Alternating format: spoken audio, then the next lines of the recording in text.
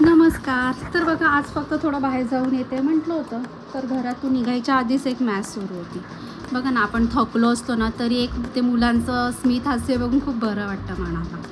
तर प्रत्येक दिवस नवीन असतो आणि प्रत्येक दिवसाचे प्रॉब्लेम्स पण वेगळे असतात. तर हा झाला आमचा प्रॉब्लेम. आम्ही जाताना एक छोटासा आम्हाला सरप्राईज मिळाला आणि गाडीचा टायर झाला पंक्चर. तर ठीक आहे, छोटासाच पंक्चर होता गाडी, पण ते काय, हवा निघत होती बाहेर म्हणून तो पंक्चर आम्ही काढून घेतला. आणि अशाच प्रकारे गॅरेजवाल्यांनी असा पंक्चर काढलेला आहे. बघा ना, किती इझिली काढला ना त्यांनी हा पंक्चर.